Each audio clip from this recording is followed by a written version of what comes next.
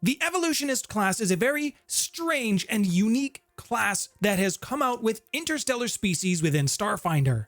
In this video, I'm going to give you a rundown of its abilities, the general stats that you can expect to see with it, and whether or not I think it's a good class.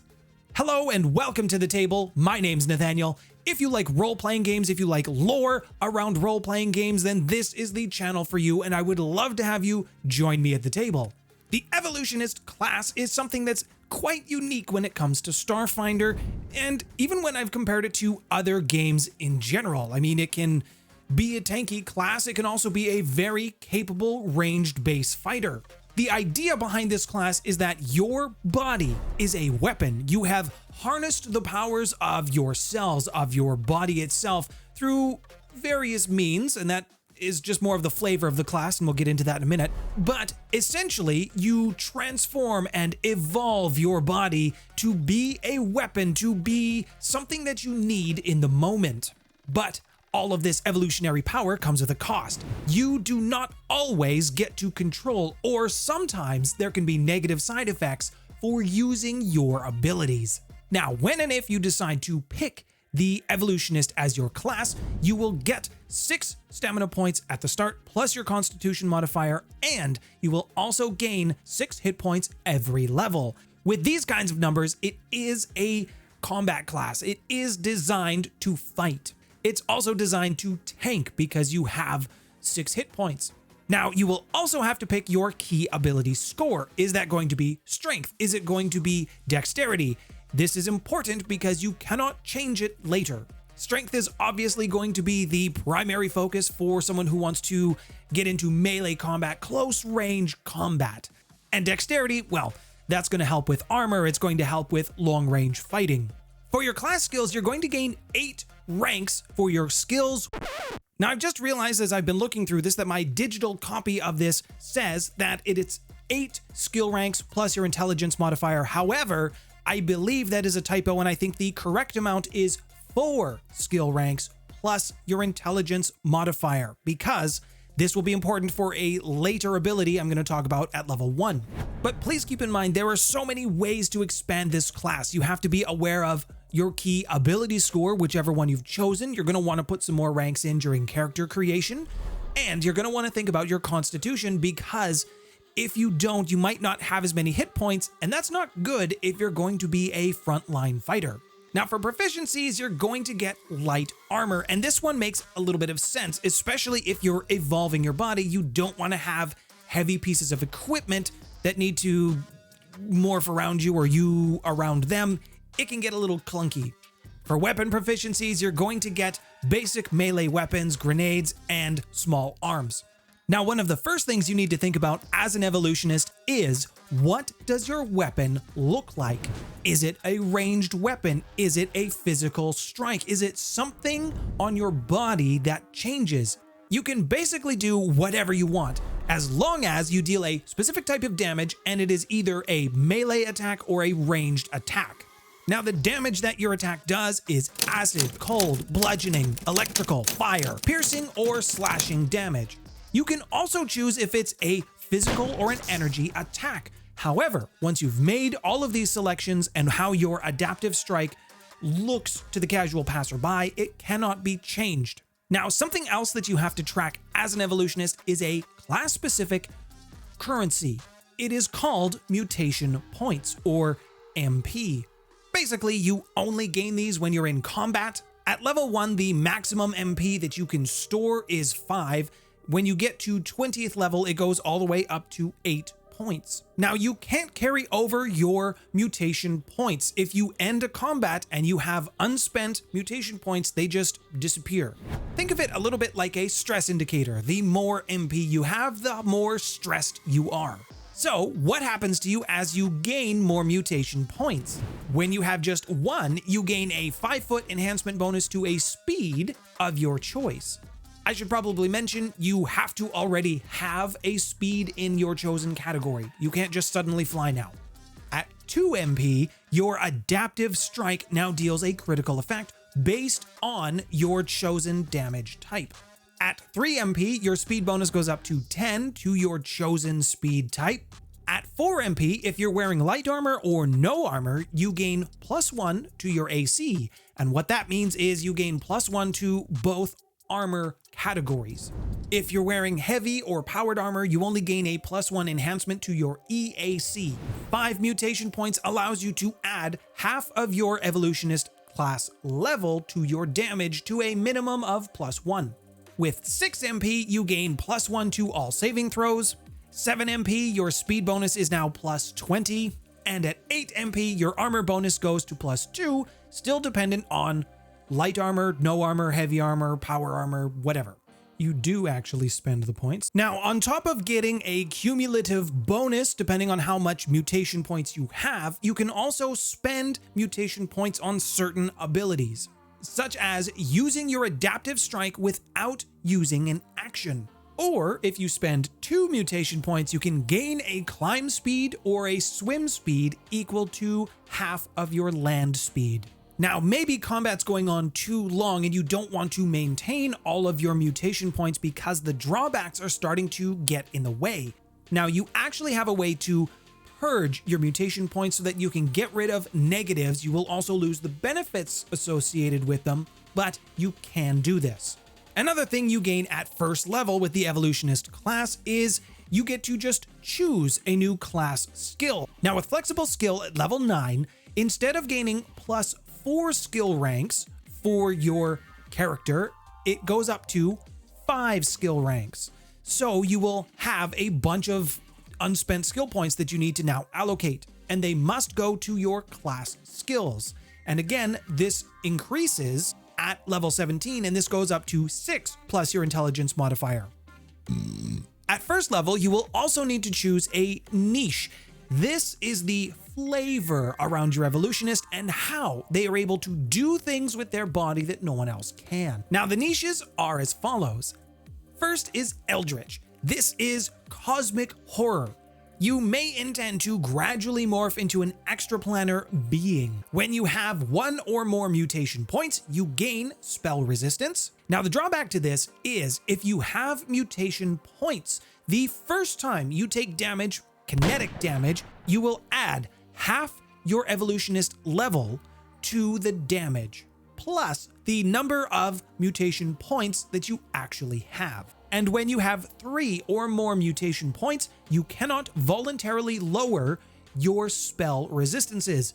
May not seem like a big deal, except for when someone wants to heal you.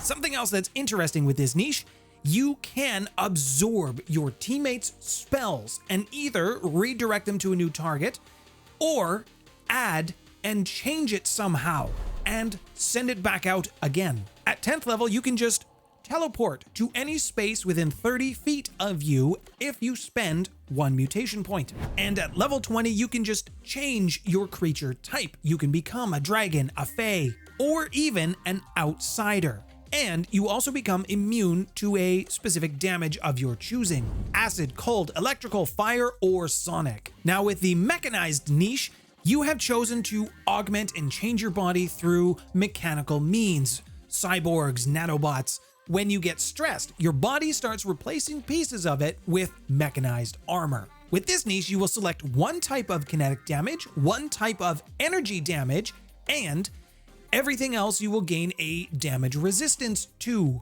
Now, here's the drawback. You remember those 2 damage types that you selected for your instinct? If you take damage of those 2 types, the first time in a combat round, you will add half your Evolutionist level to the damage you take. And if you have 3 or more mutation points, you will start to become increasingly more robotic. This means that charisma-based checks, anything that involves you needing to have a personality, become much harder for you to do. And if you've been affected by this, it's too bad. If you go below 3 mutation points, the effects persist. Now, with this niche at level 1, you gain the ability to reactively attack back a target that has hit you. Through the wound that they have made on you, you can vent some kind of plasma, some acid, something from your body that will damage them.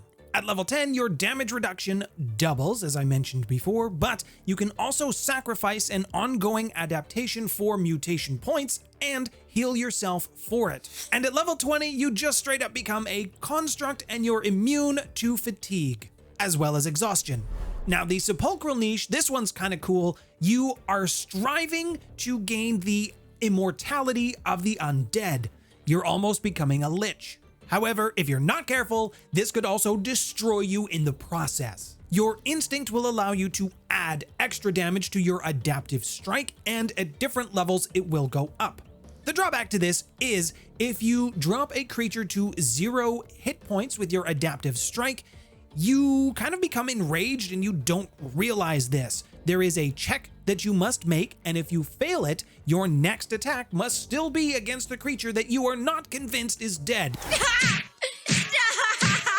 He's already dead. And if you have 3 or more mutation points, the first time you gain healing, you will actually reduce the healing that you would receive by half of your mutation points rounded up. Now, Grim Harvest is your level 1 ability. What this does is, when you reduce a creature to 0 hit points with your adaptive strike, you can roll to gain more hit points back.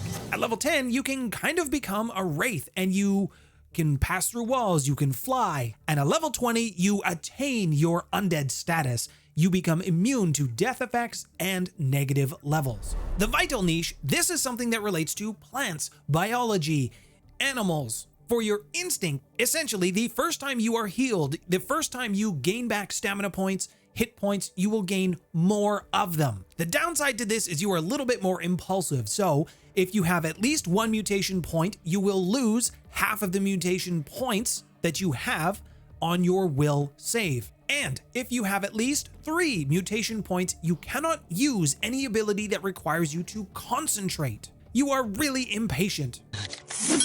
This isn't Yemeni, it's Sulawesi.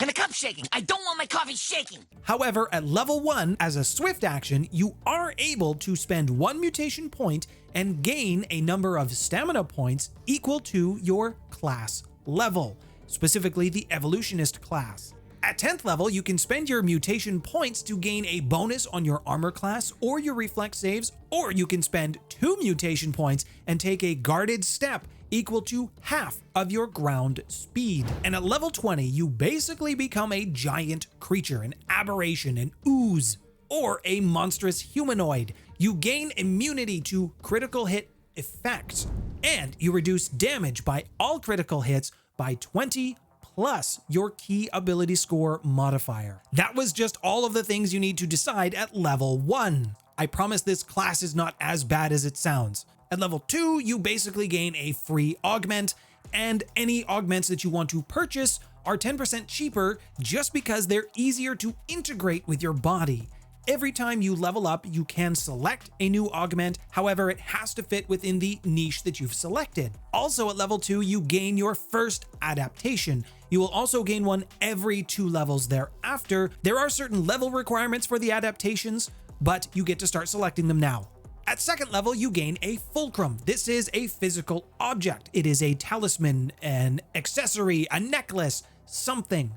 But you can install fusions into this fulcrum, and while you are openly wearing your fulcrum, your adaptive strike has the fusion property that you have selected. At 3rd level, you will gain a +1 insight bonus to your chosen class skill, or specifically your niche class skill. At 3rd level, you also gain the weapon specializations. At 5th level, you can do something called Evolution Drain. This is a big attack that you can make against a specific creature. If it fails, you gain 1 D3 mutation points, and that target becomes sickened. At 7th level, you get to choose another power. This is called Evolutionary Focus. There is Augmentation, Combat, and Pack Master. With Augmentation, you will gain a free augmentation to yourself, and any future augments that you want to buy or install in your body, they are cheaper. Combat will just make you better at punching things. With Packmaster, this essentially allows you to transform your friends. At 11th level, when you start combat, instead of gaining 1 mutation point, you will instead gain 2. And whenever you spend resolve points, instead of gaining 1 point, you will also gain 2 points. At level 14, you gain an ability called Evolution Drinker. This is also the last ability you will gain from the class. Essentially, when you hit a creature with your Evolution Drain, you can choose to gain 1d3 plus 1 mutation points if they fail their fortitude save. And if you would gain 4 mutation points from this ability, this would be a critical hit, essentially. The creature that you've hit becomes nauseated for 1 round, and then afterwards it becomes sickened for 3 rounds. Also, if your Adaptive Strike has a critical hit effect on it, you can choose to apply this effect or your weapon's effect to the creature. At this point, because we've gone on for so long, I'm not going to cover the adaptations of the Evolutionist. Look forward to that in a new video. This class can basically do it all. Up close fighting, ranged combat, transform your friends, become a lich. There's really no downsides here. Some of the abilities are a little situational. Some of them are a little complex. You have to be aware of a lot of things. You don't have to track a lot of things. You just have to manage your mutation points. While reading it and trying to explain it, it can seem a little complicated, but really it's not that bad. Tell me what you think about the Evolutionist class in the comments below. If you're wondering if interstellar species is worth adding to your bookshelf, then please click this video here. Thank you to all of my patrons for supporting me and the channel. All of your support, your ongoing support is greatly appreciated. My name's Nathaniel. Thanks for stopping by, everyone.